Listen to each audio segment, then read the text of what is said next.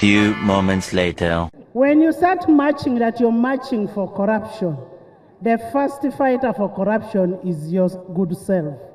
And we do appreciate. These members of parliament are not accounting officers. We do not account. The stealing, as the chairman said, does not start from parliament. Let's not demonize parliament. A member of parliament may make a mistake, but that is not what is expected to be. You start marching, wasting government resources. And one thing, again, why they are marching, members of parliament, because as 11th parliament, we decided to work with the president. We no longer have any conflict between legislature and executive. As Parliament of Uganda, we want to assure you of our unwavering support, despite all what is happening with the bomb shafters or whichever, you have our unwavering support, and will support you as executive. I want once more, Your Excellency, to thank you for coming to Mitoma. When we're discussing about Mitoma function, I was with my young brother here. And when people start talking, they don't know we've known each other for 20 years. We've come from very far, from blue to yellow, and now we are here to stay in yellow. Our request, Your Excellency, as a father of the nation, there are three arms of government. You have executive, legislature, and judiciary. Please protect the legislature. The two stones cannot work alone. You need the three to work. And for us, we are ready to work with you and make sure that we achieve what you've promised Ugandans. And on that note, therefore, Few moments later. Uganda Police as well as the Army, plus the Police Forensics Department coming in to at least gather evidence or try to carry out a search at the former Speaker's residence. And all this comes as the leadership or the former leadership at Parliament takes a new turn as it gets to also bid valediction to its tenure. And this episode is just one of the many that have been happening right from yesterday, or that have been happening in the past few days, owing to the fact that we are now going to have a new parliament and members of parliament are all sworn in. And now we have remembered, we need to at least go back in time to remind ourselves of the things that have been happening right from the time the Parliament or the 11th Parliament was bidding valediction, and we also knew to the fact that some of these things were actually going to happen, and that is according to some deep throat sources. But now let us try to rewind and try to look at some of the things that have been, or at least painting a picture of what we were actually heading to, or things that tend to show us that all these things were actually bound to happen. We remember for a fact that when the 11th Parliament was bidding valediction, there's been a very heavy, tight race, so there's been a very tight race for speakership, as a number of people were throwing their hats in the ring for the position of the Speaker of Parliament, and these include the... Few moments later. Trying to destroy the country and saying Anita must resign. Resign and go where?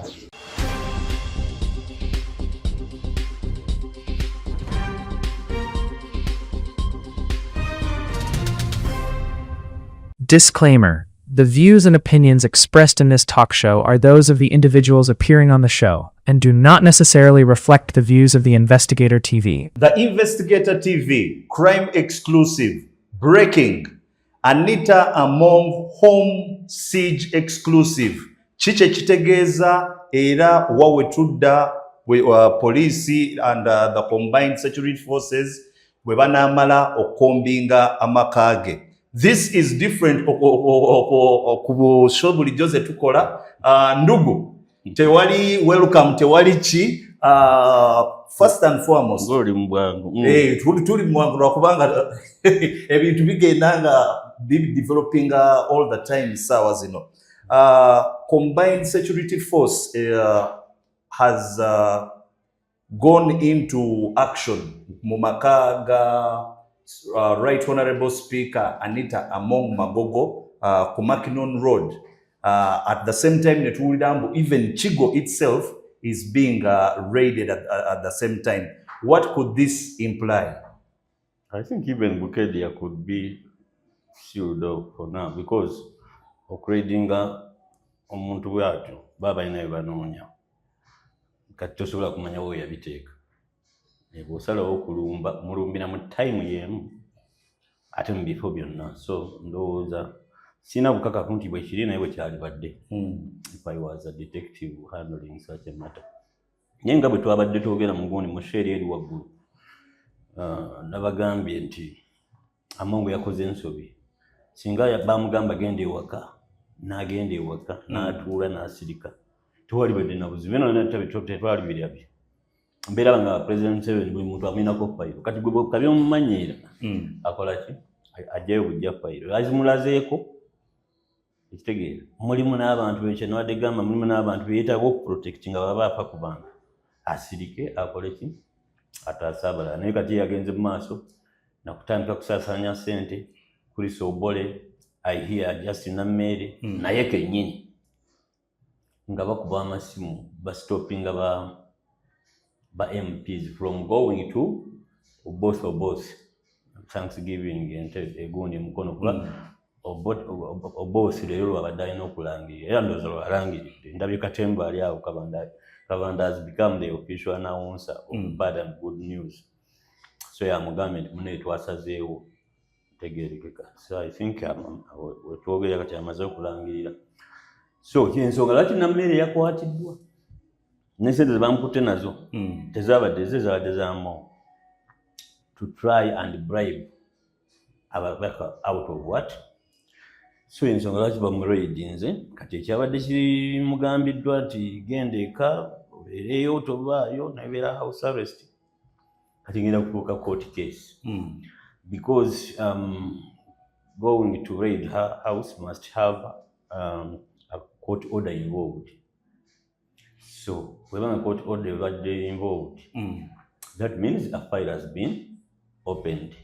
The involvement of CID, DPP are interested, again getting interested, which means, but again, kyeyakoze okugana okutowinga mupuhu wa jajja n'atandika n'okuwandika kiri ekiwandiiko kye nakulaze ng'agamba n'abiteekamu tribalism kabyoyingizaamu amawanga jjukira Kadagalo yagamba President Museveni nti abasoga bange n'akugamba wapi tegere kabyoyingizaamu ebyo mwe abantu bange abeeyindi kooki bw'onankwatako ekooki bajja kukola akukwatako.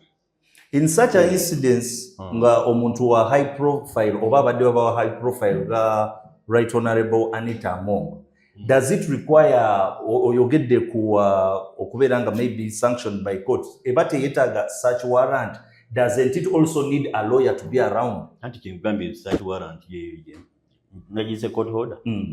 Ndoza bitwala kyeki. Teweza kulumba muntu bwatyo nga tebalina gundi. Such warrant. No what vagina forging.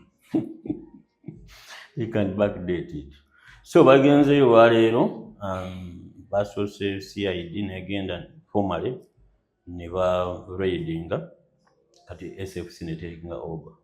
Mu byo tutte mulimu passport ze travel documents. Ne official documents maya abantu abaterekanye ebintu ewaka babira ne biraganulagane byebigenda omuleetera obuzibu ebyo. Maisha has always been reckless nga tubadde tubagamba ate ebintu ebyo abitereka mu mayumba ge ebyo documents then ne batwala ne cash ngo tanategeerwa yinkana ky'obungi but by daybreak tomorrow n'emmotoka eziwerako zijja kuba zibadde impounded. That is according to the source. Angambye ebikola ki ebibadde bigenda mu maaso n'ebisuubira okukola n'emmotoka zibagenda zitwala. Wabaddewo amawulire agabadde gafulumye Rolls Royce yabuze eggulo limu olunaku lwe yagenda mu State House. Osanga Magogo yeegibuze n'abaako waalaga kubanga ne Magogo talabika waali. At the residences zonna bawe talabikako. Talabika naye Magogo mugezi. just like any other people gundi other people ababadde betolodde gundabye mwanyinaze Nyanjula Doreen nga mugamba tebaali mikwano gyo indeed ne Magogo teyawasa Among nti byamukwano, it was compromise. I hear nabadde mpulira aba sports wano nga babyogerako nti Magogo is the face of who is just a face there. Gundi ya major beneficiary wa FUFA mukyala we. Byonna bijja kuvaayo. So where does this leave Anita Among? Asula waka, oba she's destined for incarceration anytime, even by the time this story goes to press? The last I checked, yabadde akyali ku house arrest. Era ndoza judge sigalako nga bakola ki?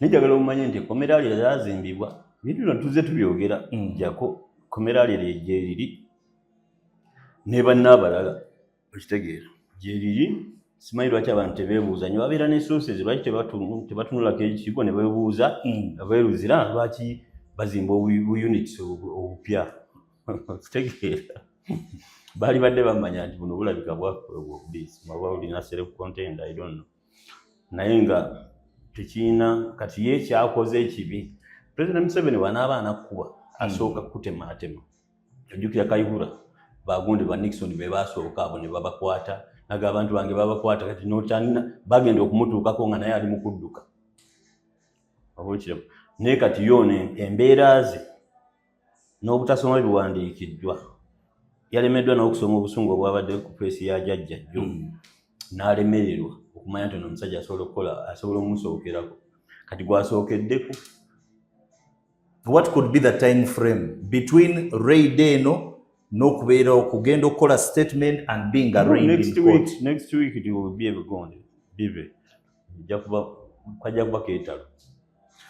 Bwe babadde awaka tulabe nga vice chairman wa NRM wa Central Salim Uhuru wamu ne lawyer Kaleba Alaka baganiddwa okwaccessinga residence. Is it formal proceeding? Bali bagenze yukola ki? Bali ku mugondi ku mulimo gwa. Wali adonga nti yamaniro si wano bamulemesezza. Observing gundi. But what was the lawyer doing there? Ebintu ebimu mugenda ne mwerabira nti kati your state yeri mu kukola. I told you where situation demands there is no law. Kyenekakasa chairman w'ekitundu ekyo bachairman mu kitundu ekyo bateekwa okuba babaddewo n'aba defense byaba beetaagisa bokka lawyer bajja kujja oluvannyuma mu kooti. At the end of the day, ne bannamawulire by the way bagaaniddwayo. Would I be right ogantino Anita Among is alone and frightened? Buneja abadde agenda okusinza Vatican saawa zino obusimu ne waabukuba tebakyabuwulira tebasobola bukwata nabo bamanya nti abakozesa papa tasobola kugaana muntu ne bwemba mukristaayo ne bwemba musiraamu ne bunnamawulire mugamba mpa omukisa ajja kugumba faza gwe mulimo gwe tasalira abantu miki misango ne bali yali amanyi nti onaamukozesa baba bakimanyi what can save sente bazirya asi papa ni abo babroka abamutwala Vatican no bazirya oloza asobola okukola ekintu kubwereero toli asobola mukolera ekintu kubwereero kuba bamanyi agaba gundiza ekitiibwa kyagula kigule obuyinza agula bugule. What can save or redeem Anita Among? Tekiriiwo. Only President Museveni can. There are two people. President Museveni ne Katonda. Eno yebadde prime exclusive breaking news ko the home siege on the home of Anita Among, abadde speaker wa Uganda Parliament. If you've not learned any lessons from what power can do to people, please do.